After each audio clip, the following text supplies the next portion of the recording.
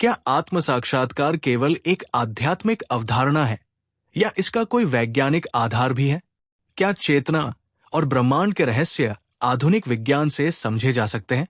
आज हम एक ऐसे सत्य की यात्रा पर हैं जो अनादिकाल से ऋषियों, योगियों और वैज्ञानिकों के शोध का विषय रहा है।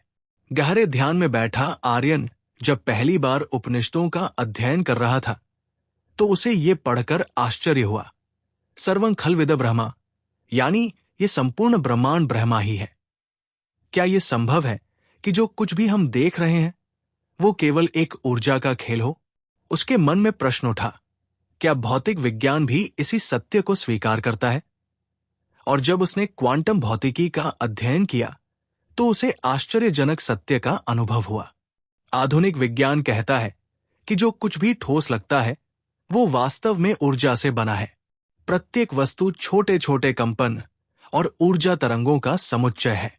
जब पदार्थ को उसके सबसे छोटे रूप क्वांटम स्तर पर देखा जाता है तो ये केवल संभावनाओं और ऊर्जा तरंगों में बदल जाता है। गहराई से सोचने पर आर्यन को एहसास हुआ कि वेदों और विज्ञान के इस अद्भुत मिलन में एक गहरा रहस्य छिपा है। हम जो कुछ भी समझते हैं वो केवल हमारी इंद्रियों की सीमित व्याख्या है। आर्यन की खोज आगे बढ़ी। अब उसका ध्यान न्यूरोसाइंस और ध्यान पर गया। क्या यह सच है कि ध्यान से मस्तिष्क की संरचना बदल सकती है? उसने विभिन्न वैज्ञानिक शोध पढ़े और पाया कि जब कोई व्यक्ति ध्यान करता है तो उसके मस्तिष्क में अल्फा और थीटा तरंगे बढ़ जाती है। ये तरंगे चिंता, भय और तनाव को कम करके मानसिक शांति प्रदान करती है। ध्यान से मस्तिष्क की प्लास्टिसिटी बढ़ती है जिससे नई संभावनाएं और आत्मबोध बढ़ता है। आर्यन ने एक गहरी सांस ली और स्वयं ध्यान करने बैठ गया। धीरे धीरे उसे अपने भीतर एक हल्की ऊर्जा महसूस होने लगी, मानो उसके भीतर कोई कंपन जाग रहा हो। तभी उसे महर्षि पतंजलि के योग सूत्र का स्मरण हुआ। योगश्चित्त वृत्ति निरोध, अर्थात योग वो अवस्था है जहां चित्त की समस्त वृत्तियां शांत हो जाती हैं। अब उसे समझ में आ रहा था कि आत्म साक्षात्कार केवल एक दार्शनिक अवधारणा नहीं बल्कि एक अनुभवजन्य विज्ञान है। आर्यन की उत्सुकता और बढ़ी।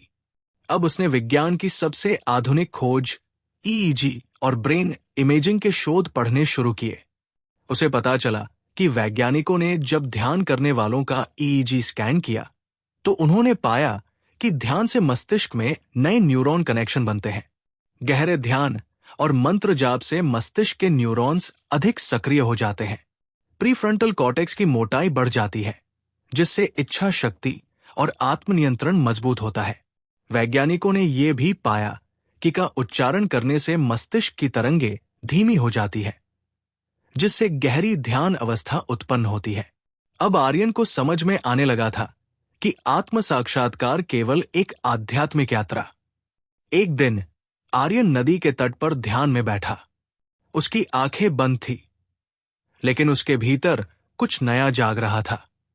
वो महसूस कर रहा था, वो शरीर नहीं है, वो मन नहीं है, वो विचार नहीं है, वो मात्र चेतना है, शुद्ध, शाश्वत, असीमित चेतना।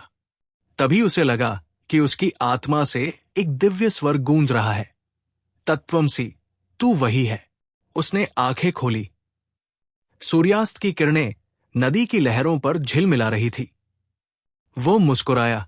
उसने वो पा लिया था जो शास्त्रों में लिखा था लेकिन जो केवल अनुभव से जाना जा सकता था।